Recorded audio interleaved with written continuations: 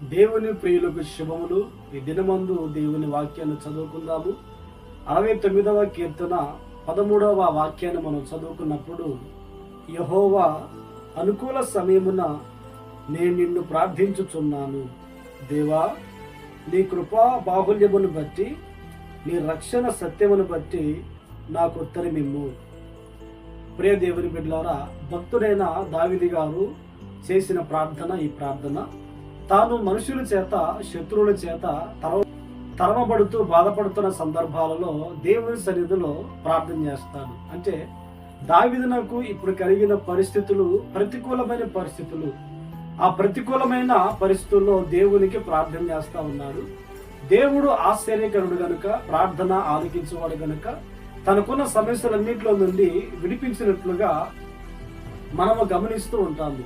ఈ దినమందు ఈ మాటలు వింటున్న నీవు కూడా ఎలాంటి ప్రతికూలమైన పరిస్థితుల మధ్యలో ఉండి కన్నీళ్లతో నువ్వు బాధపడుతూ ఉన్నావో, నువ్వు దేవునికి ప్రార్థన చేయగలిగితే ఆయన నీ ప్రార్థన ఆలకిస్తాడు. నీ జీవితంలో ఎలాంటి పరిస్థితులను బట్టి నువ్వు కన్నీరు కారుస్తున్నావో, ఉద్యోగ రీత్యా ప్రార్థిస్తున్నా, కుటుంబం కట్టబడాలని ప్రార్థిస్తున్నా, సమాధానం కావాలని ప్రార్థిస్తున్నా, జీవనోపాధి దీవించబడాలని ప్రార్థిస్తున్నా, లేదా నీ కుటుంబాన్ని చుట్టుముట్టిన సమస్యలన్నింటిని బట్టి నువ్వు ఒకవేళ కన్నీళ్ల మధ్యలో ఉండి ప్రార్థిస్తూ ఉన్నావేమో, నీవు ఆయనకు నీ ప్రార్థనలో ఆయన ఆలకించుటకు సిద్ధంగా ఉన్నాడు.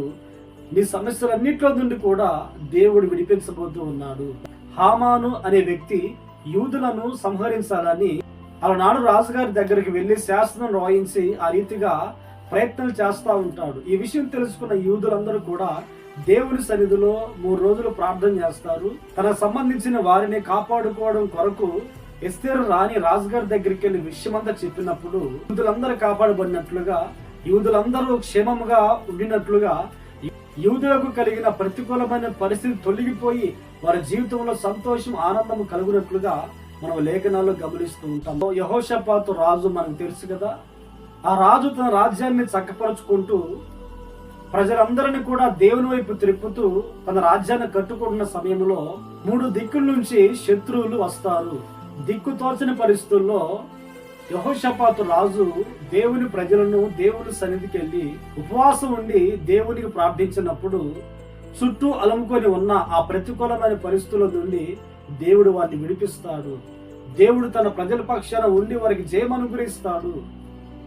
కనుక ఈ మాటలు వింటున్న నీ జీవితంలో, ఈ మాటలు వింటున్న నీవు మన పితరులు చేసిన ప్రార్థన ఆలకించి వారి జీవితంలో గొప్ప కార్యాలు చేసి ఉన్నాడని విశ్వాసంతో నీవు కూడా నిన్ను చుట్టుకొని అలుముకొని ఉన్న సమస్యలన్నింటిలో నుండి దేవుడు విడిపిస్తాడు అనే విశ్వాసంతో నువ్వు ప్రార్థించి నీ జీవితంలో నీవు అద్భుతమైన కార్యాలను చూడబోతూ ఉన్నావు. నీ సమస్యలన్నింటిలో నుండి ఒక విడుదల పొందబోతూ ఉన్నావు. నిన్ను ఆవరించి నిన్ను చుట్టుముట్టిన ప్రతికూల సమస్యలన్నీ కూడా దేవుడు తొలగించబోతూ ఉన్నాడు. కనుక విశ్వాసంతో నువ్వు ప్రార్థన చేయి. దేవుడు నీ జీవితంలో గొప్ప కార్యములు జరిగించును గాక. ప్రార్థన. ఆకాశం అందున్నవాడా, ప్రార్థన ఆలకించువాడా, ప్రతికూలతలు ఎదురైనప్పుడు, అనుకూల సమయమందు ప్రార్థించినప్పుడు మా పక్షాన మీరు ఉండి విడిపించి సంతోషాన్ని, నవ్వును కలిగించే దేవునిగా దినమందు ఉన్నారు. ఈ మాటలు విని ప్రార్థన ఏకీభవించిన వారు ఎలాంటి ప్రతికూలతలో ఉండి ప్రార్థిస్తున్నారు ప్రభువా, మీరు విడిపించబోతున్నారు కనుక స్తోత్రాలు. వారి జీవితాలలో సమస్యలందరూ విడిపించి మీ కొరకు సాక్షార్థముగా మీరు నిలబెడుతున్నారు కనుక స్తోత్రాలు చెల్లిస్తూ ఉన్నాను. ఈ దినమంతా మీరు మాతో ఉండి ఆశీర్వదించమని యేసు నామములో ప్రార్థించి అడిగి పొంది ఉన్నాము తండ్రి. ఆమేన్, ఆమేన్. దేవుడు మిమ్మల్ని ఆశీర్వదించును గాక.